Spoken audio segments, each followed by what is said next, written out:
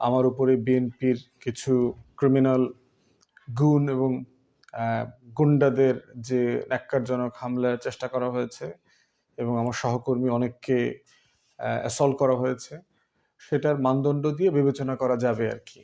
এবং সেটা অনেকগুলো প্রেক্ষিতে আছে। আজকে সেতু উদ্বোধনের পরে ওখানে সাংবাদিকদের সাথে ব্রিফিংয়ে আমি বলছিলাম যে এই সেতুর কাজটা তো চলমান, অনেকেই এখানে অবদান রেখেছেন। আমার অংশটুকু আমি এই বছরে মার্চ এপ্রিল থেকে আমি কি করেছি এই সেতুটা যেন কাজ শুরু হয়, দ্রুত হয়, সেটা নিয়ে আমি কথা বলেছি। আর দ্বিতীয়ত হচ্ছে, ইতিমধ্যে যেহেতু একটা চাইনিজ কোম্পানি টেন্ডার পেয়ে গেছে এবং এটা আমি আগে থেকেই জানি, আরও কয়েক সপ্তাহ আগে থেকে কোন কোম্পানি এটা পেয়েছে, তাদের সাথে ইতিমধ্যেই বিভিন্ন রাজনৈতিক দলের ব্যানারে তাদের সাথে যোগাযোগ এবং পার্সেন্টেজ দেওয়া, কে কোনটা সরবরাহ করবে, এইসব ব্যাপারে আমাকে প্রশাসনের বিভিন্ন মহলের লোকজন যেমন বলেছে সেতু সংশ্লিষ্ট, ঠিক একইভাবে এই চাইনিজ কোম্পানির যারা বাংলাদেশি কর্মকর্তারা আছেন তাদেরও দু একজন আমাকে একই কথা বলেছে। তো সেই কথাটা আমি সাংবাদিকদেরকে বলেছি এবং কোইন্সিডেন্স ওয়াইজ যে দুইজন উপদেষ্টা একই কথা বলেছে যে সেতুর কাজ শুরু করতে গেলে স্থানীয়দের সহযোগিতা লাগে, চাঁদাবাজি, দুর্নীতি এবং টেন্ডার সংক্রান্ত বেশ কিছু বিষয় তারা দৃষ্টি আকর্ষণ করেছে। একই বিষয় আমি করেছি। করবার সাথে সাথেই দেখলাম যে আমি যখন বের হয়ে চলে যাচ্ছি, আমার গাড়ির দিকে চলে যাব আর কি, সেই সময়টাতে বিএনপির যে একাংশের কথা বললাম যে কিছু ক্রিমিনাল গুণ যারা ছিল তারা আমাকে পথ আটকে দিল এবং গায়ে হাত তোলার চেষ্টা করেছে। তো কিল ঘুষি যেটা মারবার চেষ্টা করেছে সেটা ভাগ্যিস আমার সহকর্মীরা যারা চারপাশে ছিল তাদের গায়ে লেগেছে এবং তারা তাদেরকে নিবৃত করবার জন্য চেষ্টা করেছে। তো এরপরে আমার কিন্তু ওখানে কয়েকশো মানুষ ছিল, গুন্ডা পান্ডা ছিল কিন্তু 30-40 জন সর্বোচ্চ। আমার ওখানে 4 থেকে 500 লোক ছিল যারা আমার ভক্ত, অনুরক্ত, আমার দলের নেতা কর্মী, বিভিন্ন ইউনিয়ন থেকে এসছেন তারা। সেই জায়গাতে আমরা সবাই খুবই সবর করেছি। আমরা ওখানে কনফ্রন্টেশনে যাই নাই এবং এই 4-5টা যে বেয়াদব ছিল এই বেয়াদবদেরকে ইগনোর করে আমরা বের হয়ে চলে গেছি এবং তারা তার পরবর্তীতে একটা মিছিলও করেছে ওখানে এবং বিশ্রী যত স্লোগান আছে সেগুলো নিয়ে, এবং তাদের দাবি হচ্ছে আমি তাদেরকে চাঁদাবাজ বলেছি, অথচ আমি কিন্তু কোনো দলের নাম যেমন নেইনি, কোনো ব্যক্তির কথাও বলি নাই।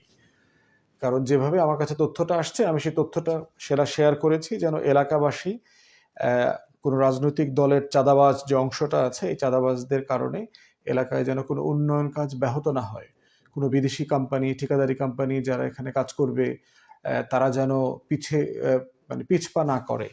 এবং এরকম বহু ঘটনা বিভিন্ন জায়গায় ঘটেছে চাঁদাবাজির কারণে, কাজ কিভাবে পিছিয়ে যায়। পদ্মা সেতুর কথা আপনাদের মনে থাকার কথা, যে জয়, তারপরে নিক্সন চৌধুরী, আবুল হোসেন চৌধুরী, আওয়ামী লীগের এই যে পুরো ক্রিমিনাল গ্যাং কিভাবে এই পদ্মা সেতুর কাজটাকে ওয়ার্ল্ড ব্যাংকের প্রজেক্ট এবং যে তাদের এইড দেবার কথা সেই কাজটাকে পিছিয়ে দিয়েছে।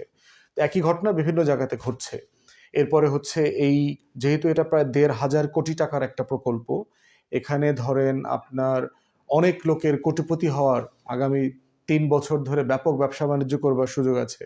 কারা ইট সাপ্লাই দিবে, কারা রড দিবে, কারা পাথর দিবে, কারা বালু দিবে, সিমেন্ট দিবে, মাটি দিবে, এই পুরো কারা কর্মচারী দিবে, এই যে শত শত মানুষ এখানে শ্রমিক হিসাবে, রাজমিস্ত্রি হিসাবে কাজ করবে, এই লোক সাপ্লাই কারা দিবে, এই বিশাল আয়োজন আছে ব্যবসা বাণিজ্য লুটপাটের। তো সেটা নিয়ে আমি আগেই অ্যাডভান্স ওয়ার্ন করেছি, কারণ এটা একটা বড় ইস্যু, কাজটার ভালোভাবে যেন আগায় সেই জায়গাটাতে এনশিওর করার জায়গাতে। তো সেই ক্ষেত্রে দেখেন যে কি ঘটনাটা ঘটেছে। এবং দুঃখজনক হলেও সত্য যে কিছু আওয়ামী ল্যাসপেন্সার সাংবাদিক আছে, কিছু দালাল টাইপের সাংবাদিক আছে, তারা এখানে ঘটনাটাকে করে যে এখানে এলাকাবাসী, স্থানীয় জনসাধারণ নাকি তারা আমাকে ধাওয়া দিচ্ছে, হেনস্থা করছে, এই কথাগুলো বলেছে। অথচ আপনারা যদি টোটাল ভিডিও ফুটেজটা দেখেন আপনারা দেখবেন যে স্থানীয় জনগণ বলতে যা বোঝায় শত শত মানুষ তারা আমাকে সমর্থন জানাতেই ওই এলাকাতে এসছে।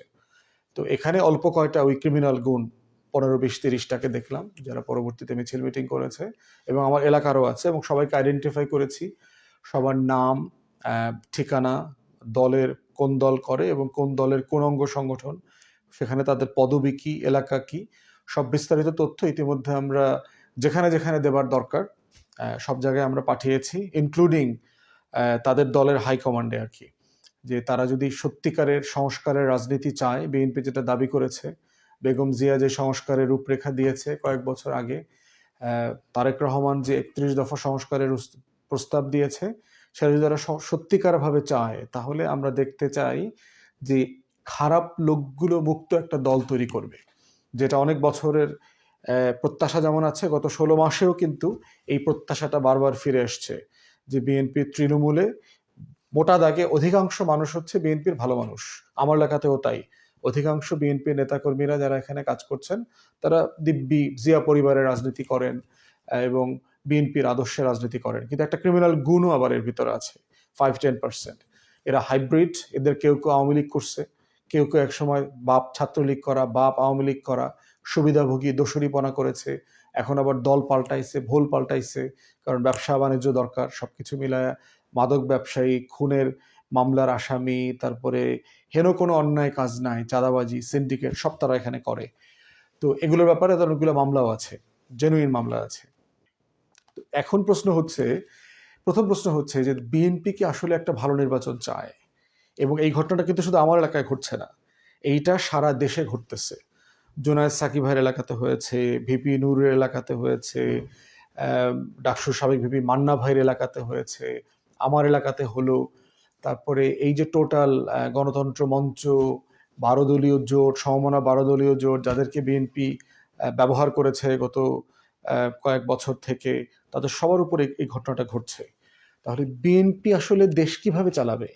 তার দলটাকে সে ন্যূনতম ডিসিপ্লিনের মধ্যে আনতে পারছে না, এবং না আনতে পারার ফল কি হবে? যদি কোনোভাবে বিএনপি ক্ষমতায় যায়, তাহলে 2001 থেকে 6 যেটা হয়েছে, অপারেশন ক্লিন হার্ট করতে হবে, র্যাবের মতো এলিট ফোর্স করে নিজের দলের নেতাকর্মীকে হাজারে হাজারে মারতে হবে, কারণ এই ধরনের গুন্ডা পান্ডা দিয়ে একটা সংস্কারের রাজনীতি বিএনপি করতে পারবে না।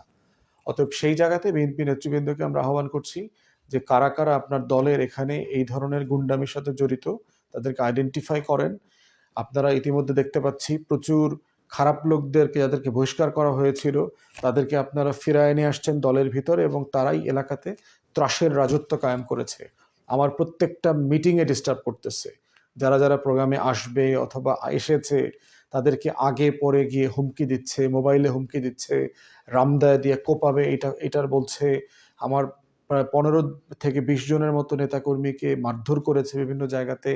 আজকেও প্রায় 8-10 জনকে সরাসরি মারধর করেছে, চশমা ভেঙে ফেলেছে, ধাক্কা দিয়ে নদীতে ফেলে দেবার চেষ্টা করা হয়েছে, পাঞ্জাবি ছিঁড়ে ফেলেছে, এই কাজগুলো করতেছে, এবং এটা সারা দেশে করতেছে। অতএব সেই জায়গাতে কিন্তু বিএনপি এমন একটা রিয়েলিটি তৈরি করতেছে যে আসন্ন নির্বাচনটা, যদিও বিএনপির কোনো বড় সমমানের প্রতিপক্ষ নাই, কিন্তু সে সবাইকে আওয়ামী লীগের যে মানসিকতা, সেই নব্য আওয়ামী ফ্যাসিবাদের তরিকায় ডিল করতেছে। তো দিন শেষে এটা আমাদের কাম্য না। আমরা এই বিএনপির মজলুম নেতাকর্মীদের জন্য গত বছরগুলোতে হাসিনার ফ্যাসিবাদের সময় আমরা কিন্তু প্রতিবাদ করেছি। যখন বিএনপির বড় বড় নেতারা আওয়ামী লীগের দালালি করেছে, আওয়ামী লীগের সাথে আঁতাত করে আন্দোলন ব্যর্থ করেছে, তখন কিন্তু আমরা ঝুঁকি নিয়ে বিএনপির এই মুসলিম লোকদের জন্য কথা বলেছি। বিএনপির লক্ষ লক্ষ গ্রেফতার হওয়া তৃণমূল নেতাকর্মীদের জন্য কথা বলেছি, জিয়া পরিবারের সম্মান মর্যাদার জন্য কথা বলেছি, এখনো বলে যাচ্ছি। অতএব সেই জায়গাতে আমরা আহ্বান করব বিএনপিকে যে আপনাদের নির্বাচনকে সামনে ঘিরে তরিকাগুলো পুনর্বিবেচনা করা দরকার। তৃণমূলে আজকে বাংলাদেশে শুধু এই ঘটনার কারণে আপনাদের কয়েক লক্ষ ভোট কমে গেছে, এবং আমার এলাকাতে একই অবস্থা। সাধারণ মানুষ আপনাদেরকে ছি ছি করতেছে যে আপনাদের এই সোকল ক্রিমিনাল গ্যাং এরা এই কাজগুলো করছে, এবং এর পিছনে আপনাদের বড় বড় নেতাদের এখানে মদত আছে, তাদের এখানে মানে ইনফ্লুয়েন্স আছে, এবং তারা আজকে রাতে এই ঘটনা ঘটানোর পরে সিদ্ধান্ত নিয়ে আমাকে আরো বেশি ডিস্টার্ব করবে। এই ব্যাপারে তারা বিভিন্ন জায়গাতে নির্দেশনা দিয়েছে যে আমাকে কোনো মিটিং করতে দিবে না, কোথাও গ্যাদার করতে দিবে না, এবং গায়ে পড়ে ঝগড়া করা, নাশকতা করা, এরপরে মিথ্যা মামলা দিয়ে আমার লোকদেরকে এলাকা ছাড়া করা, এগুলোর চিন্তা আলোচনা তারা এখনো করে যাচ্ছে। এরপরে প্রশ্ন হচ্ছে প্রশাসন। দেখেন, এরকম একটা ঘটনাতে একটা ব্রিজ আমার পাশের থানা মুলাদিতে উদ্বোধন হবার কথা ছিল গতকালকে, যেখানে মাননীয় উপদেষ্টা আসিফ মাহমুদ সজীব হয়ে জুমে এটা উদ্বোধন করার কথা, এলজিআরডি সচিব উপস্থিত হয়েছিলেন, এবং আরও যারা মন্ত্রণালয়ের এবং প্রশাসনের কর্মকর্তারা ছিলেন, ডিসি বরিশালের ডিসি মহোদয় এখানে ছিলেন। তো ওনাদের সামনে বিএনপির লোকজন সিম্পলি গিয়ে পুরো মঞ্চ চেয়ার টেয়ার সব ভেঙে প্রোগ্রাম ভণ্ডুল করে দিয়ে আসছে। তাহলে চিন্তা করে দেখেন 2 দিনের মধ্যে একই এলাকাতে একই রকম আচরণ, এবং সেটা প্রশাসনের নাকের ডগায় ঘটতেছে। এখন প্রশ্ন হচ্ছে যে এই প্রশাসন দিয়ে আমরা কি আসলে একটা ভালো নির্বাচনের আশা করতে পারি কিনা? আমি মোটেই আশাবাদী না। এবং এই ঘটনাগুলো যে ঘটবে, আমি গতকালকে বরিশালের প্রশাসনের সকল লেভেলের কর্মকর্তাকে জানিয়েছি, যেহেতু আগের দিন মুলাদিতে এই ঘটনাটা ঘটেছে, আজকেও এখানে বিএনপির এক অংশ যারা এই গন্ডগোল পছন্দ করে, ক্রিমিনাল এবং গুন্ডামি মাস্তানি পছন্দ করে, এই অংশটা এটা করবে এবং তাদের প্রত্যেককে জানাইছি। এবং স্যাডলি তারা এইটা নিয়ে কোনো প্রিএম্পটিভ অ্যাকশনে যায় নাই বলে আজকের এই ঘটনাটা ঘটেছে। আমরা ধরেন আজকে সবর করেছি, আমার কয়েকশো নেতাকর্মী উপস্থিত থাকার পরেও কতদিন সবর করা যাবে? প্রশাসন যে দায়িত্ব নেয়। পুলিশ দেখলাম, পুলিশ তো নির্লজ্জভাবে বিএনপির দালালি করেছে। তারা ন্যূনতম কোনোভাবে এই সিচুয়েশনটাকে নিয়ন্ত্রণ করবার চেষ্টা করে নাই, শুরু থেকে দেখেছি। অতএব সেই জায়গাতে আমরা এই প্রশাসন দিয়ে ভালো নির্বাচন উঠানবে, এই টিএনও, এই ডিসি, এসপি, এই প্রশাসনিক কর্মকর্তাদের উপরে আমরা সিম্পলি কোনো ভরসা পাচ্ছি না।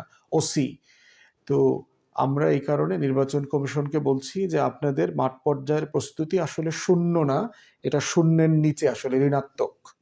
অতএব সেই জায়গাতে আপনারা কিভাবে ভালো নির্বাচন করবেন তার ন্যূনতম কোনো আস্থার জায়গা আমি দেখতে পাচ্ছি না, সারা দেশে আমাদের যারা সহকর্মী আছে তারাও দেখতে পাচ্ছে না। অতএব এই জায়গাটা অর্জন করবার দায়িত্ব শতভাগ আপনাদের। এবং আইন শৃঙ্খলার যে অবনতি ঘটতেছে এবং আরও ম্যাসিভলি অবনতি ঘটবে, তার পুরো দায় এই অন্তর্বর্তীকালীন সরকার, স্থানীয় প্রশাসন, আইন শৃঙ্খলা বাহিনী, নির্বাচন কমিশন, সবাইকে নিতে হবে। বাংলাদেশের ইতিহাসের সবচেয়ে বাজে নির্বাচন হবে আগামী ফেব্রুয়ারিতে যদি এই সিচুয়েশনকে আপনারা নিয়ন্ত্রণ না করেন। কারণ এলাকায়, গ্রামে, মহল্লায় সিম্পলি ক্ষমতার কোনো ভারসাম্য নাই। এটা একদম পুরো ক্যাওয়াসের নগরী, অরাজকতার গ্রামে পরিণত হয়েছে। হেন কোনো অন্যায় কাজ নাই যা এখন গ্রামে গঞ্জে হচ্ছে না। তো সেই জায়গাতে আমরা বোধ করছি যে পুরো সরকার যারা মনে করছে ঈদের আনন্দ ঘন পরিবেশে তারা নির্বাচন করবে, এই অলীক স্বপ্ন থেকে বের হয়ে এসে রিয়েল ওয়ার্ল্ডে আসা দরকার, যে আসলে সত্যিকারের পৃথিবীটা কোথায়। এই বাংলাদেশটা কিন্তু নাই। আর বিএনপির এই গুন্ডা অংশটাকে বলছি, ভুলে যাবেন না আমরা কিন্তু হাসিনার বিরুদ্ধে লড়াই করা মানুষ, আওয়ামী ফ্যাসিবাদের বিরুদ্ধে লড়াই করেছি। আপনি যদি মনে করে থাকেন যে আমরা পুলিশ, র্যাব, সেনাবাহিনীর ভয়ে চুকায় ছিলাম, ওই রকম নেতাকর্মী কিন্তু আমরা না। আমরা জীবনের ভয়কে ওভারকাম করে, গুমের থ্রেশহোল্ড পার করে নিয়ে তারপরে হাসিনার বিরুদ্ধে কথা বলছি। অতএব আপনাদের মতো এই নতুন অমাবস্যার চাঁদের মতো যারা নতুন সাহসী হইছেন আওয়ামী লীগের পতনের পরে, আপনারা আমাদেরকে এই ভয়টা দেখাবেন না দয়া করে। এটা ওয়ার্ক করবে না, এটা প্রমাণিত যে এটা ওয়ার্ক করবে না। অতএব এখন আপনাদের চয়েস যে আপনারা কি লেভেল প্লেইং ফিল্ডের মধ্য দিয়ে একটা মেধা ভালো নির্বাচন করবেন, না আসলে আপনারা গুন্ডামি পান্ডামির নির্বাচন করবেন। এর পুরো দায় কিন্তু দিন শেষে আপনাদেরকে বড় দল হিসাবে নিতে হবে। আর রাজনৈতিক জোট, ভোটের সমঝোতা, এই মেরুকরণও কিন্তু ঘটছে। আপনারা বোধ করবেন না যে সারা বাংলাদেশে এবং আমাদের এলাকাতে ক্ষমতার ভারসাম্যহীনতা থাকবে। ক্ষমতার ভারসাম্য কিন্তু বদলে যাবে। অতএব সেই জায়গাটাও আপনারা মাথায় রাখেন, যেন আপনাদেরও আওয়ামী লীগের মতো এলাকা ছাড়া হইতে না হয়। দিল্লি আপনারা যাইতে পারবেন না, কারণ আপনারা আওয়ামী লীগ না। অতএব কোন জায়গায় যাবেন সেটা এখন থেকে ভেবে নেন দয়া করে, যেন আমরা এই কাজগুলো করতে বাধ্য না হই। তো সেই জায়গাতে আইন শৃঙ্খলা বাহিনীকে বলছি, প্রশাসনকে বলছি, নির্বাচন কমিশনকে বলছি যে এইটা আপনাদের একটা গিনিপিগ টেস্টের মতো, যে আসলে আপনারা ডিসাইসিভলি কি করেন। এবং ঘটনা ঘটার পর আমরা প্রশাসনকে জানিয়েছি, এখন পর্যন্ত তারা কোনো অ্যাকশনে যায় নাই। না যাওয়ার কারণে যেটা হয়েছে, এই যে দুষ্টের লালন হচ্ছে প্রশাসনের মাধ্যমে, এবং দেখলাম এই গুন্ডা পান্ডারা যারা এই দুষ্টামিটা করলো আজকে দুপুরবেলা, তারা গিয়ে আজকে এলাকায় আমার থানাতে যে নতুন টিএনও আসছে, সেই টিএনও আপার সাথে গিয়ে সবাই ছবি তুলে আসছে। তাহলে প্রশাসন কি মেসেজ দিচ্ছে আসলে?